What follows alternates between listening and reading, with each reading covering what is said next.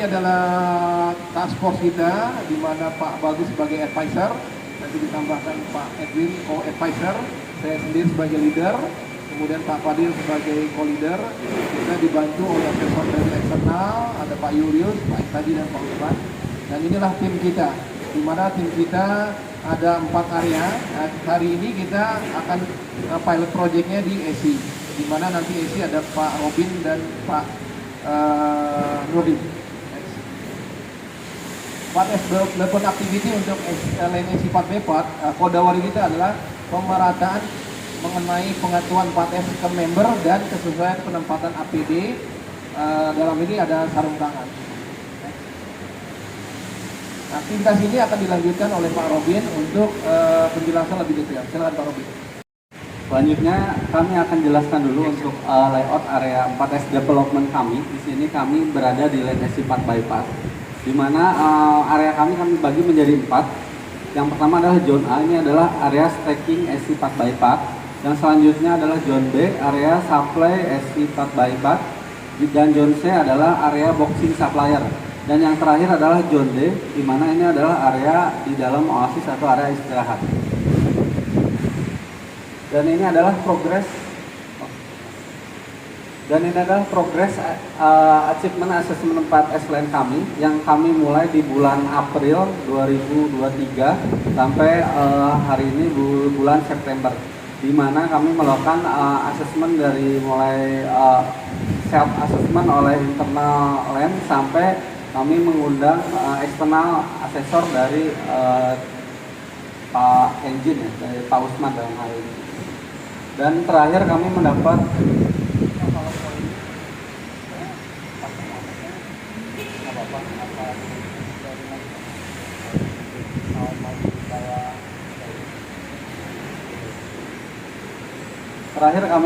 poin di 3,8 untuk asesor eksternal.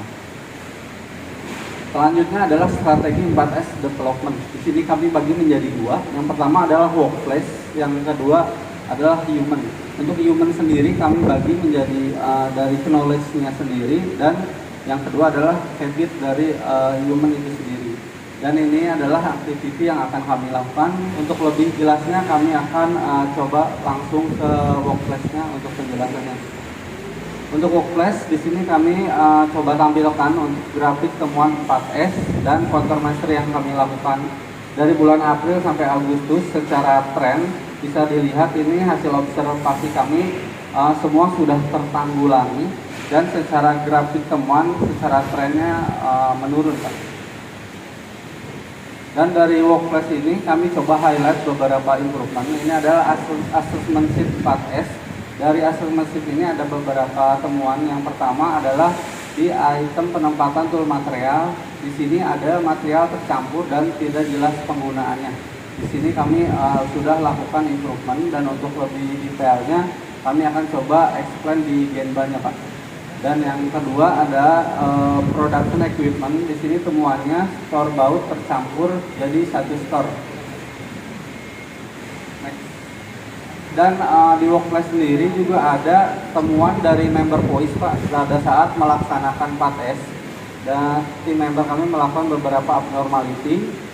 Di sini kami coba highlight 2 temuan abnormality, dan yang pertama di sini adalah garis kuning mudah rusak dan sulit di 4S.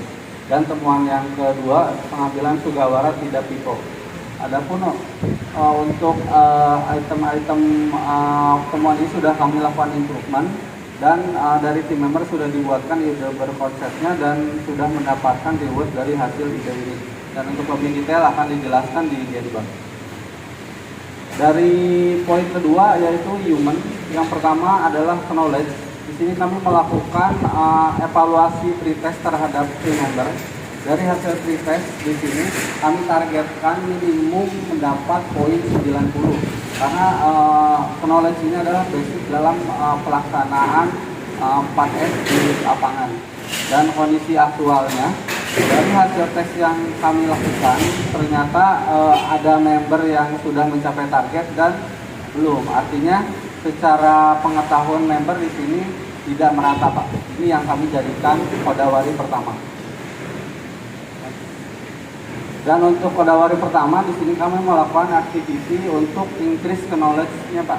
Pertama di sini kami melakukan refresh dan training materi 4S development yang kami lakukan secara offline dan online.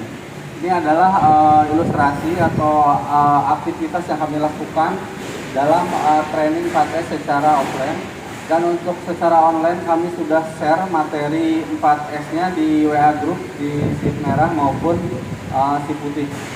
Di sini juga kami sudah melakukan sosialisasi aktiviti buat 4S dan Kanban 4S activity dan melakukan rutin assessment untuk 4S activity.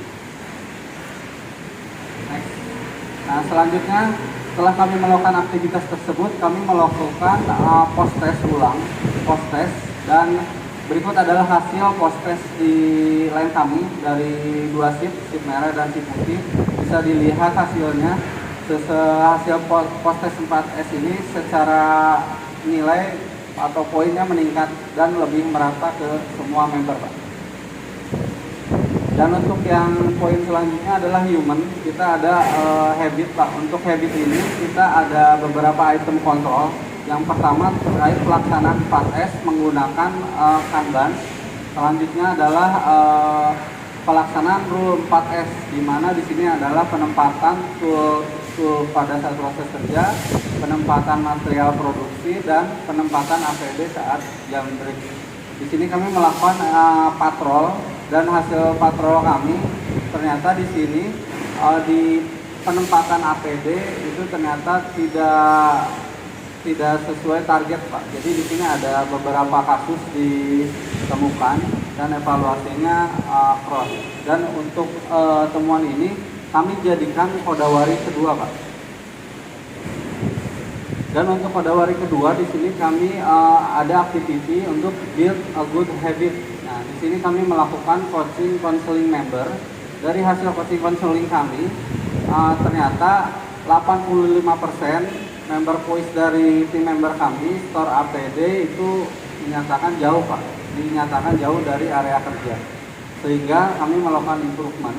Untuk area store APD sarung tangan ini kita coba buat didekatkan atau diposisikan di titik-titik yang member sering melakukan proses atau home position. Setelah kami melakukan improvement, kami coba lakukan lagi patrol. Ternyata masih ada beberapa kasus di sini temukan sarung tangan tidak sesuai pada tempatnya.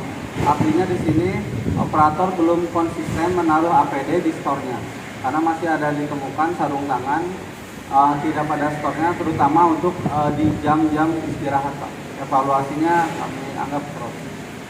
Di sini kami melakukan aktivitas untuk level up awareness member Pak. Nah, di sini kami melakukan membuat FGD, focus group discussion. Di sini kami bagi menjadi 3 grup Pak, sesuai area kerja masing-masing.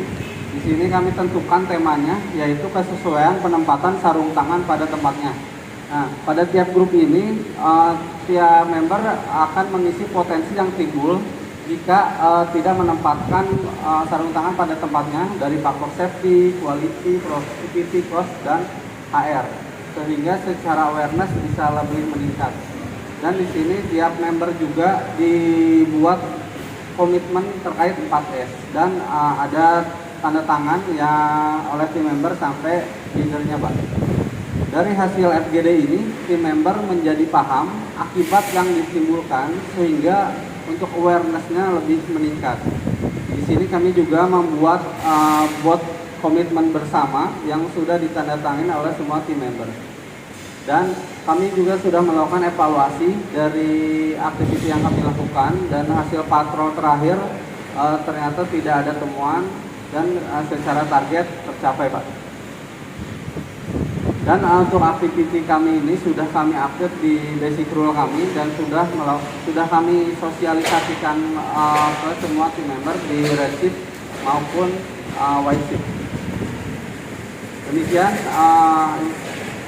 presentasi dari dengan bot activity 4S ini. Untuk pelaksanaan 4S kami bisa lebih sistematis dan terplanning Pak. Jadi ini adalah land kami, land SC 4x4. Secara konsep kami menerapkan konsep PDCA, di mana untuk plannya di sini kami sudah membuat schedule 4S Pak, dari ship rate maupun ship wire. Dan di sini kami juga sudah buatkan schedule rotasi untuk 4S-nya. Dan di sini kami tampilkan juga achievement 4S di aktiviti kami yang sudah kami lakukan di bulan April sampai terakhir asesmen di bulan Agustus 2023. Dan berikutnya kami coba buat mapping area. Di sini kami area kami bagi menjadi 4 Pak. Zone A, Zone B, Zone C, dan Zone D. Di sini kami sudah buatkan juga Kanban aktiviti 4S sesuai zone-nya, di mana untuk aktivitinya kami bagi menjadi 3, aktiviti daily, weekly, dan monthly Pak. Nah, untuk rule penggunaannya atau pelaksanaannya di sini pada saat awal kerja, tim leader kami akan menyeting Kanban 4S yang disesuaikan dengan schedule yang sudah kami buat. Jadi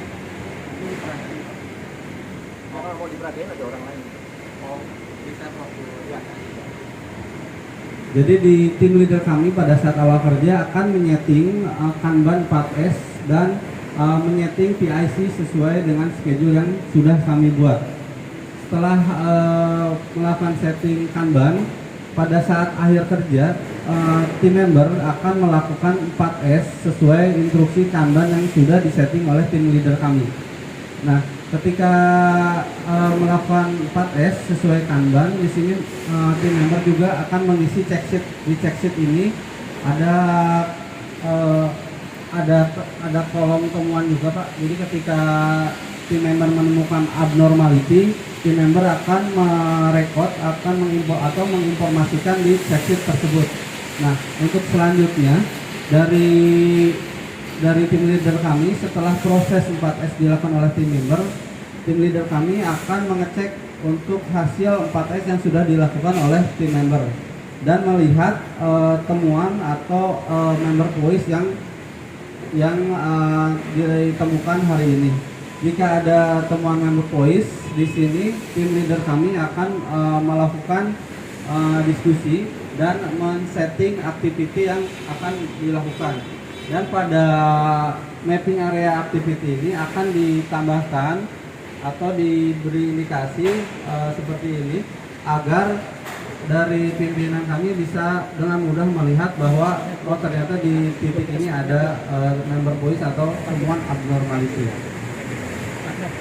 Dan setelah itu, kalau memang ada abnormality yang memerlukan support atau dari departemen atau divisi lain, kami masukkan ke dalam difficult summary problem di sini Pak.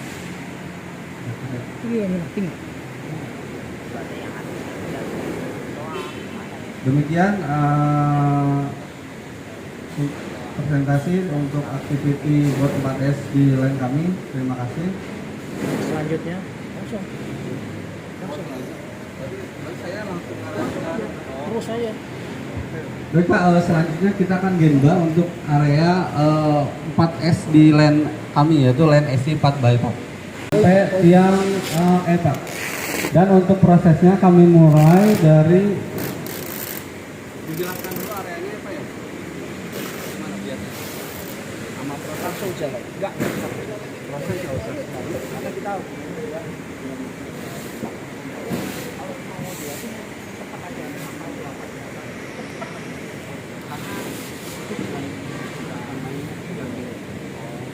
jadi saya langsung ke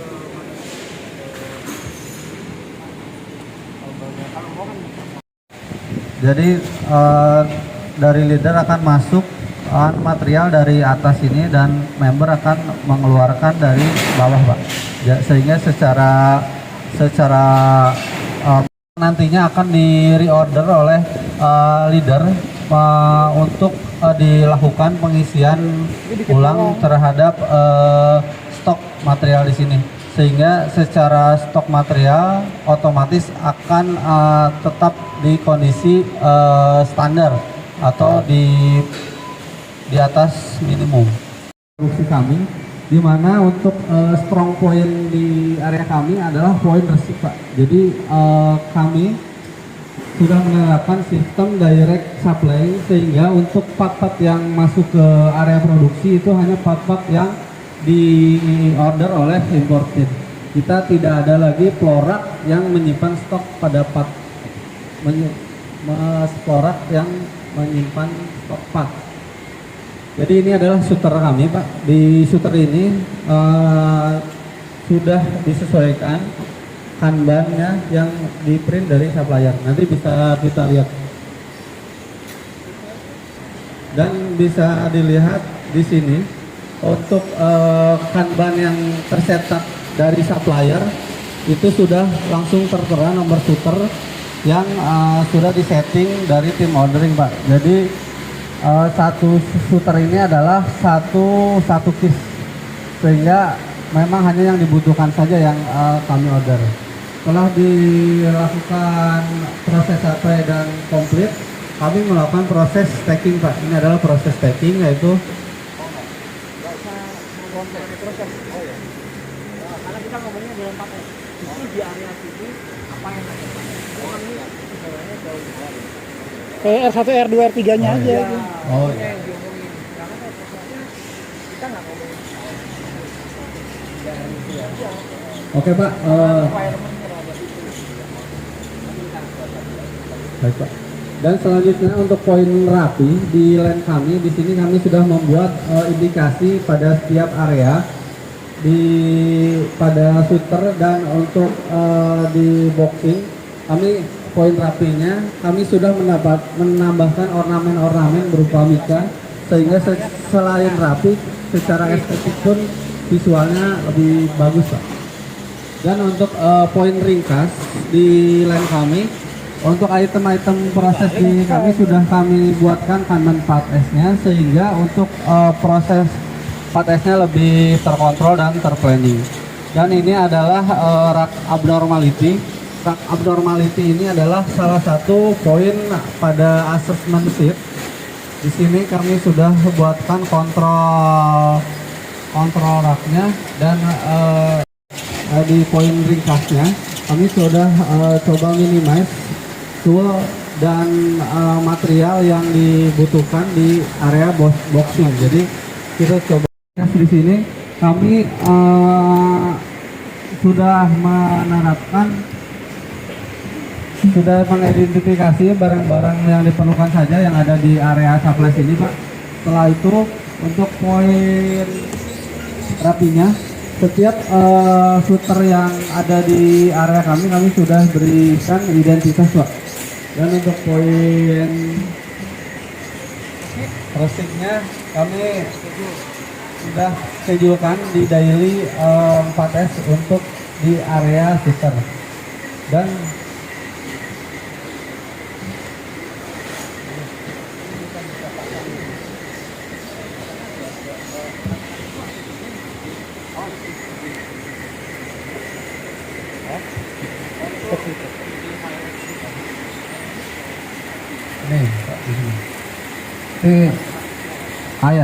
ini sektor sarung tangan di line boxing ini.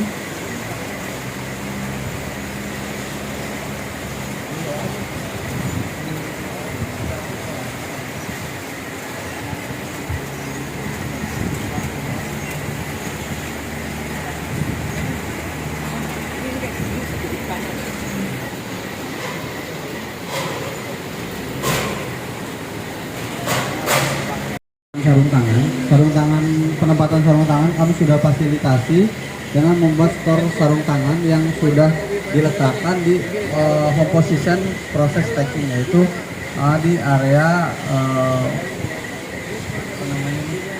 area penulisan POS, Pak, di sini.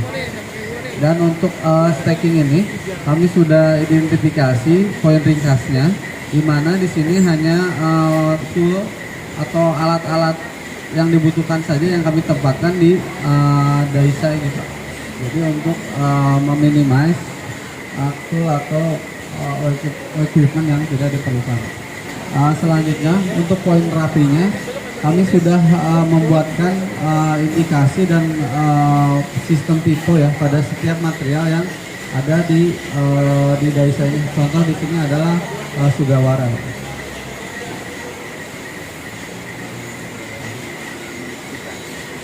Di sini contohnya adalah Sugawara. Sugawara ini Misalnya nih, dikasih 2 titik. Misalnya nomornya apa yang ini? Gawaranya aja kan. Yang di sini kan gawaranya nggak usah. Itu nama silik nih. modifikasi Tor Sugawara Siapa dengan yang mau beli? Mana membernya? Kan kebetulan minggu depan.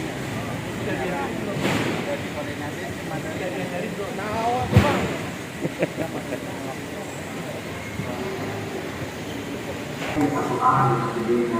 Sebetulnya nanti kita coba ke sana sebentar ya Pak. Kalau memang itu udah selesai jadi Ke 9. Sunter 2 dikat dulu. nggak usah.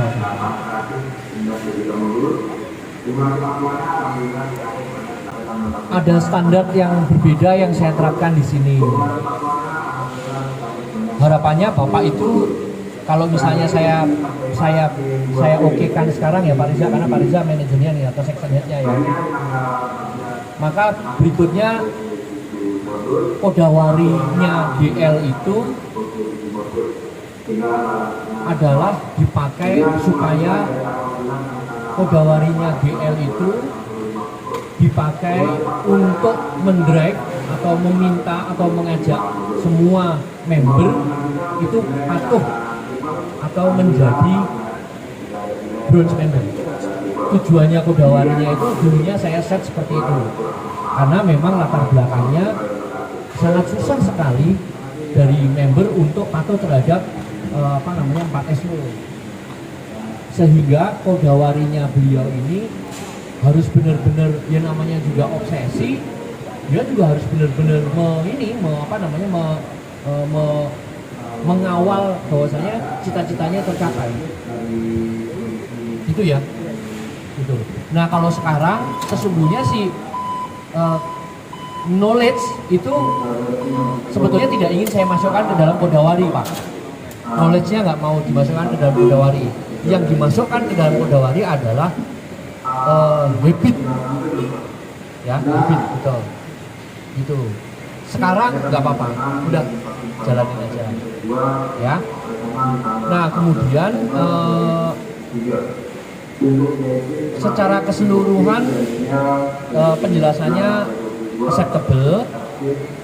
Hanya tambahan Pak Disarat ya, pada saat menjelaskan kenapa kok workplace duluan itu ditambahin saja bahwasanya workplace itu harus duluan di develop. Sebetulnya sih seiring ya Pak harusnya, karena kan make people before make product. Tapi worksite itu harus di develop duluan karena apa? Karena kita harus menetapkan standar-standar sehingga member bisa mematuhi. Kalau kita hanya ngomong kamu harus begini standarnya, kamu harus patuh aturannya mana nggak ada gitu ya. Jadi mungkin narasinya dibuat bahwasanya worksite itu harus dibuat lebih dulu sehingga memfasilitasi supaya member bisa mematuhi aturan yang sudah dibuat. Namun seiring bisa dilakukan karena member juga butuh pengetahuan teoritis kan juga perlu. Gitu ya Pak. Itu kalau diucapkan membuat Bapak mendapatkan nilai plus. Oh, orang ini betul-betul kuat akan bimbanya. Ya. Enggak diucapkan pun nggak apa-apa, tapi kalau itu diucapkan Bapak akan mendapatkan nilai bagus dari Pak Riza. Dari Pak itu ya. Oke, baik. Kemudian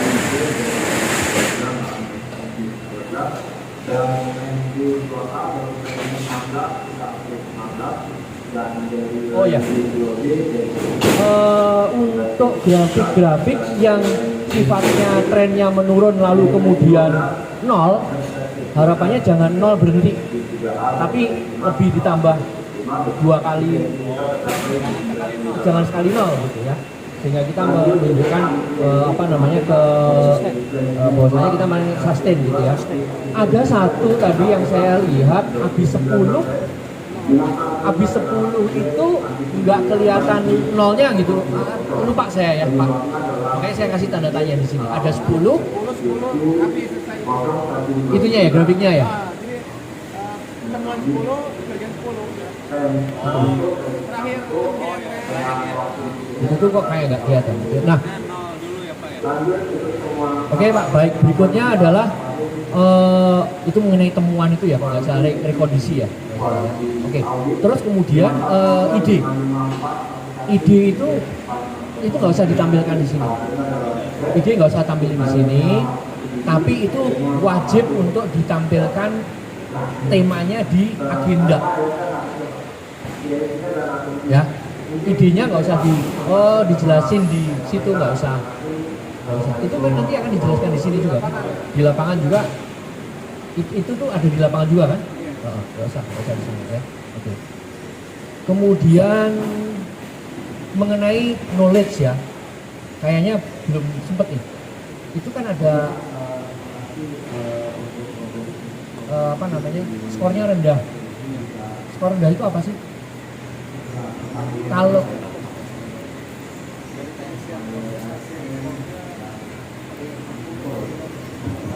pretest toh. Pretest itu yang 60 yang di bawah standar itu apa sih? Yes, just breakdown, hanya untuk menunjukkan bahwasanya nggak terus kemudian itu hanya supaya Pak Robin dapat, oh kita udah membreakdown nih, sehingga pada saat melakukan training kita lebih tahu penekanannya di mana. Gitu aja sih sebetulnya, supaya tampilannya lebih keren lah. ya umum, jangan itu kan dari 70 lalu dari 90 apa sih yang nilainya apa ya? Ya, sehingga pada saat Bapak itu melakukan training, nanti Bapak bisa mengemphasize, menekankan kepada item itu, sehingga post testnya juga bagus kan, hasilnya kayak gitu. Nggak usah serumit itu,